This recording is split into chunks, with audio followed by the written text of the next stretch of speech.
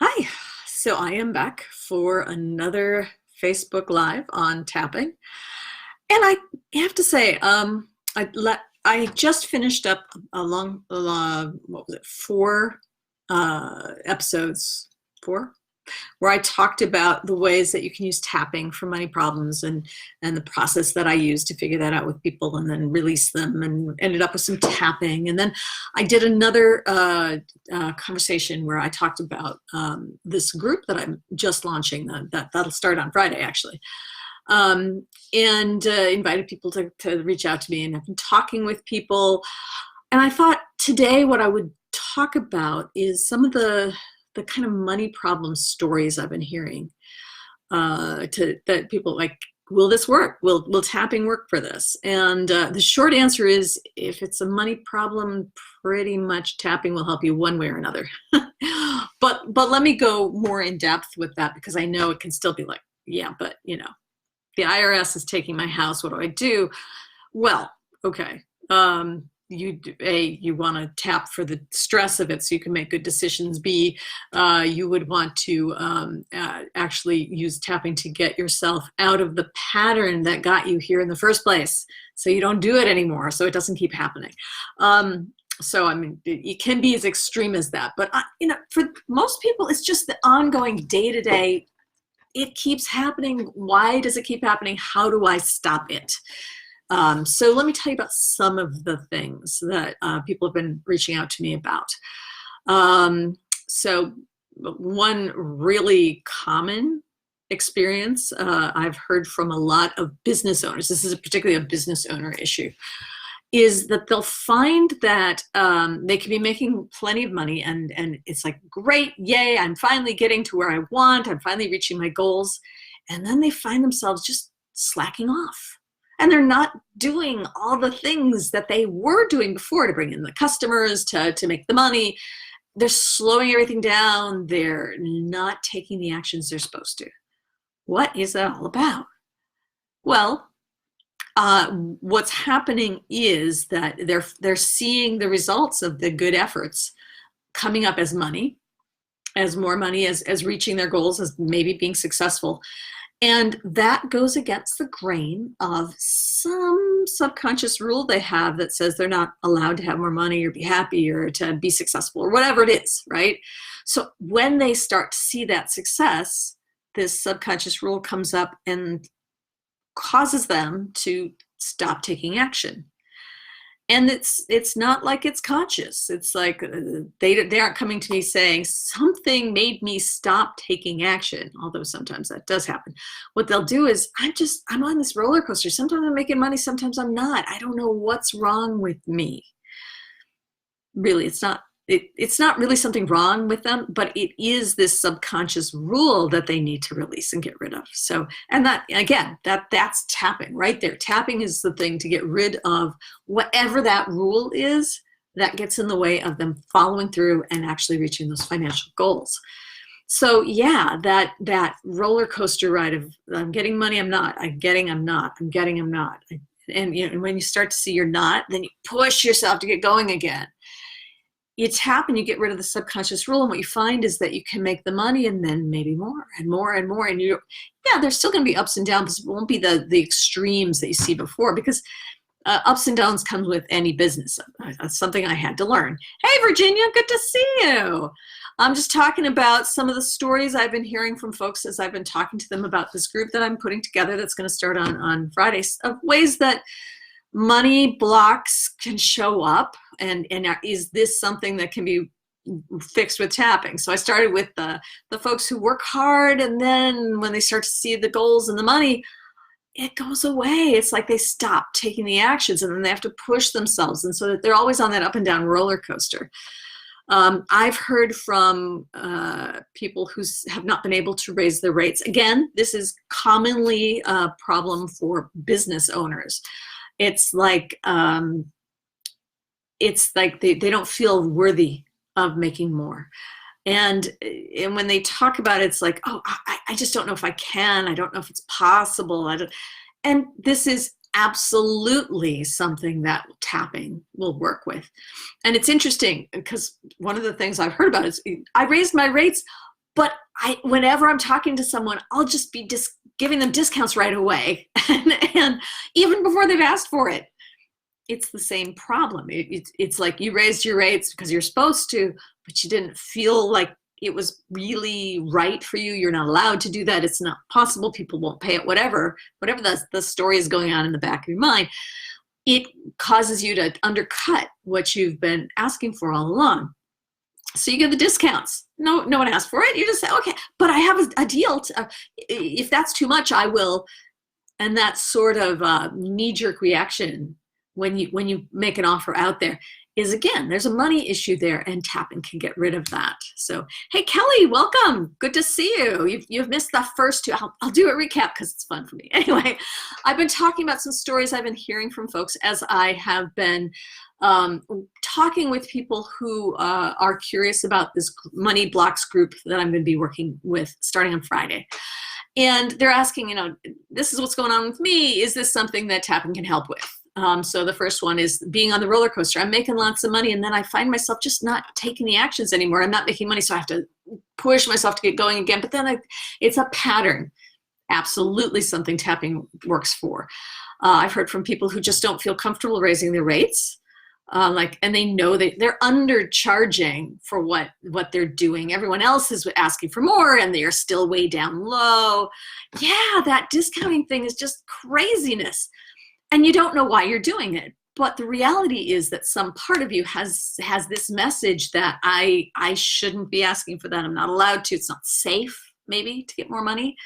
Or they won't love me, or whatever it is. It's not logical or rational, although we try to talk back to it with logic and ration.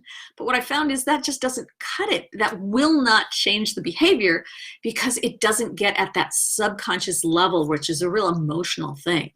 And so, yeah, you ask for a more amount, but then you discount it right away just to bring yourself back in line with what emotionally feels right. So what else have I heard from people? I had one person talk about how they're afraid that they won't be able to manifest what they want, what they're sure they could, because in the money department, because their spouse is not in alignment with them in what they want to manifest.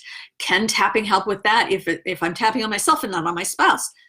Absolutely it can, because and this is something I've had to learn myself.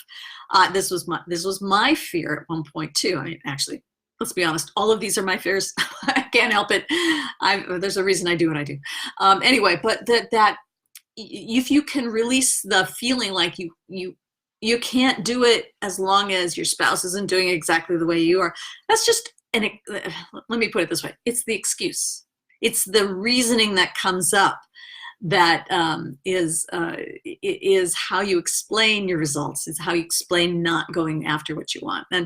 And tapping can release it. And then it's like, hey, I can do this. I love him to death, and he can go off and do his thing, and I'll be fine, and I will bring in more money. And then, who knows, maybe he'll see and get the same message and learn from me. I don't know what it is, but I have found that tapping on that fear that you can't manifest because somebody in your life is not at the same frequency as they talk about, that can be released with tapping. Let's see, what other things. I've had someone reach out because they found that they were they had this pattern. They would get out of debt. There was a big goal. Yay, I've made it. I got out of debt. Yay. And they're going along, and then the next thing they know, they're back in debt, probably without even realizing it all that consciously. And then they have to work again to get out of debt. And this is, again, one of those patterns where if you put all your focus on getting out of debt, if you do not change that message you got, that I can get out of debt, I'm good at getting out of debt, or the flip side of it is I keep falling into debt. If you don't change that pattern, that subconscious belief that that's the way it's supposed to be for you, you're going to be doing that over and over again. And so, yeah, that's the answer. You want to tap to release that rule of whatever that rule actually is, but it's something around the line of, I have to go into debt I'm somebody who pays off my debt. I did a lot of this around student loans because I went to school way too many times. Anyway, but I got myself out of debt from college and law school. And then I'm going along, and the next thing you know, I'm back in debt, getting my master's in therapy. And I actually found myself doing it after that a few times, and I had to catch it and change it. So yes, if you find that you get yourself into debt, and then it's like, I can do this, I'm going to get out of debt again, and then you're going back into it again, know that this is something that you can tap to release that rule. Okay. What else did I hear from people? Oh, one of the biggies that I hear from people, and it's not necessarily the first thing they mention, but they're pretty aware of it anyway, once I start asking them about it, is a fear that if they're going to make more money, they're just going to have to work too hard. That to get the kind of money that they are setting as a goal, they're going to end up working so hard they make themselves sick, or working so hard that basically they miss out on life. They don't have time to go to the kids' concerts, or they don't have time to have fun with their spouse, or they don't have time to go out to movies with their friends, or they won't have time to cook the way they love to cook. Okay, this is a really common one. When I go digging, I find it in a lot of people. I don't know, maybe it comes from the Puritan work ethic that we were raised on. Maybe, I don't know where it comes from. I know that I certainly had it. And for me, I was able to go back to my lawyer days where I'll just give you what it was like. You had to keep track of what you were working on in 6-minute increments, because that would be 1/10 of an hour, and they could bill every 1/10 of an hour that you worked on a client's issue. So you had to be really careful to keep track of your time, because you were getting you were getting evaluated by how much time you were putting in, how much was being billed out for you, because that's how the law firm made money, off of what we did. Okay. And so we associates, and this was my associate, I never made partner because I got out of there. But I couldn't really speak to what a partner had to do, but I know that they still have to be careful of their time. Okay, it's in some circumstances, but associates absolutely have to. And so for years, I was working late hours, working on weekends, working on pulling all-nighters to get because sometimes you have to do it for the case, but you also had to take on more higher caseload to get those kind of hours in. It was a vicious cycle.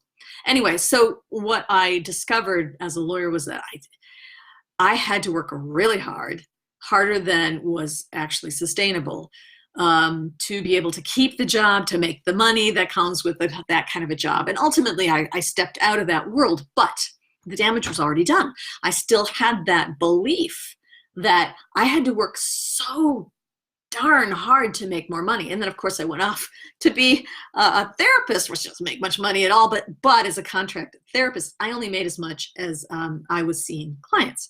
So I'd have to see more and more clients if I wanted to make more money as a therapist. So that was the sort of the rule I was living under. And I had to get rid of that rule before I could allow myself to make more money, because there was that subconscious belief that if I make more money, I'm just going to have to kill myself to do it.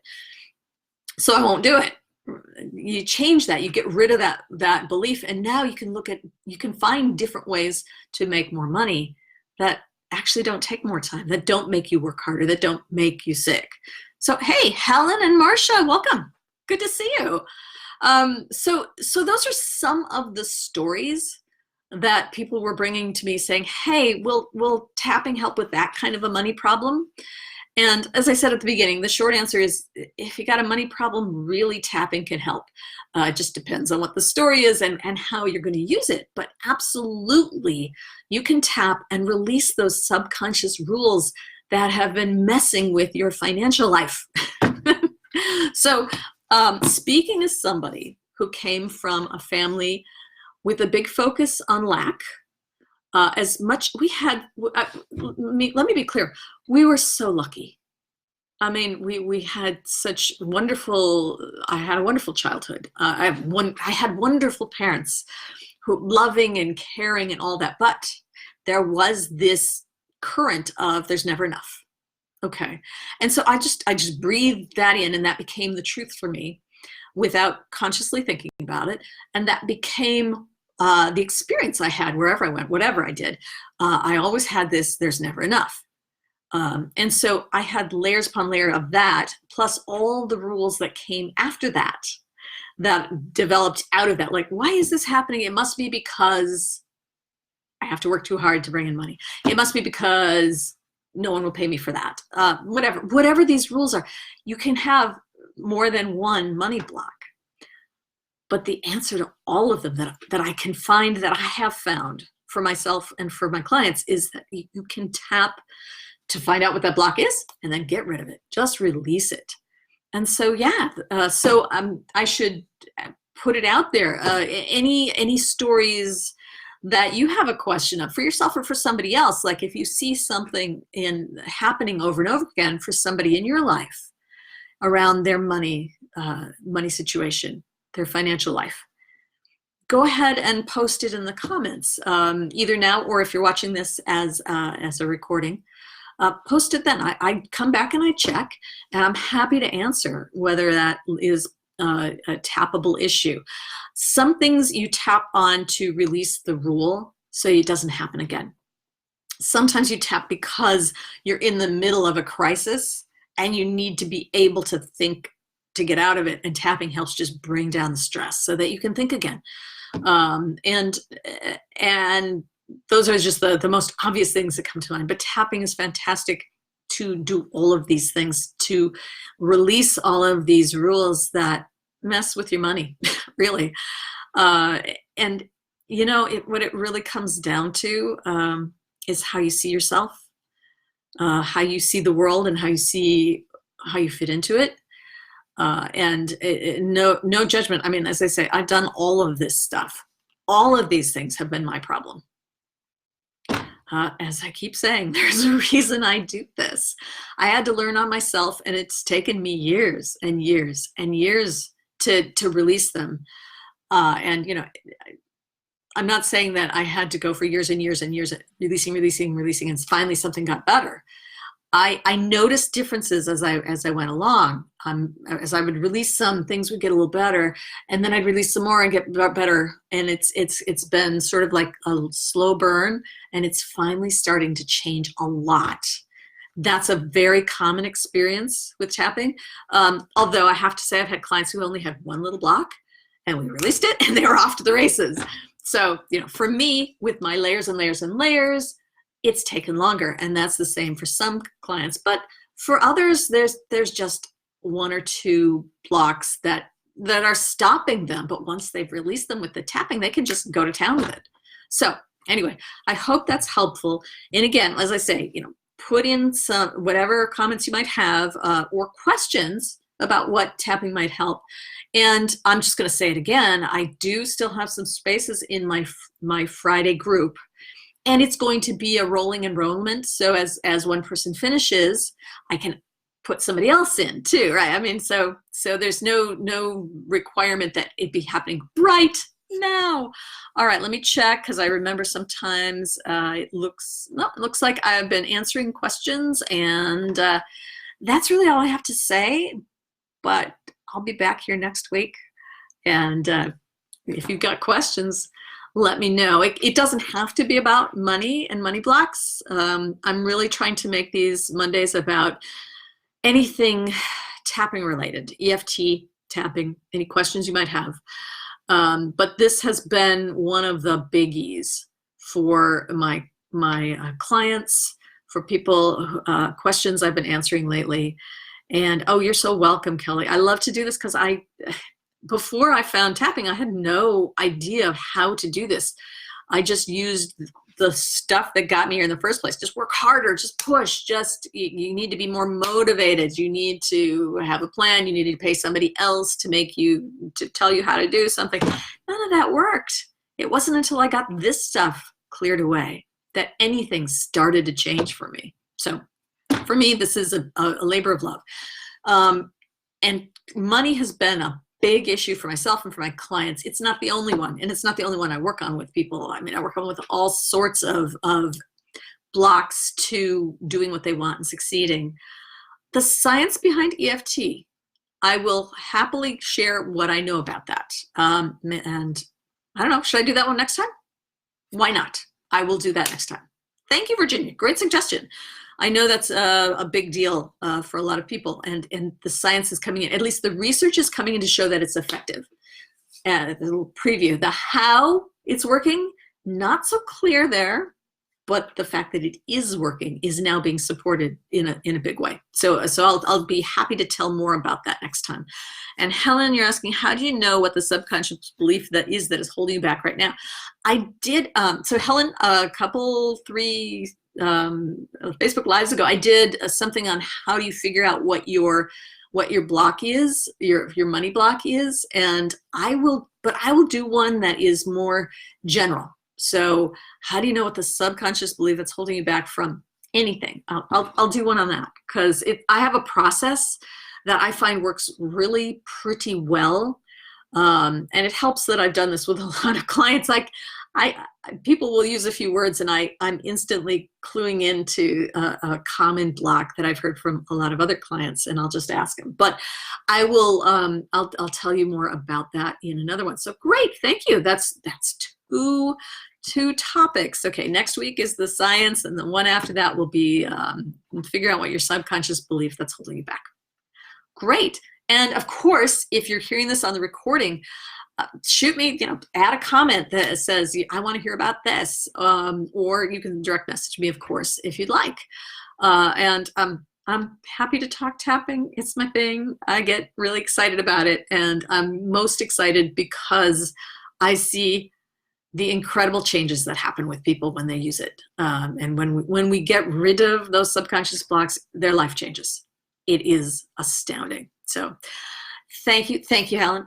It's been my pleasure, and I will see you next week with the science behind EFT and tapping. All right, see you then. Take care. Bye.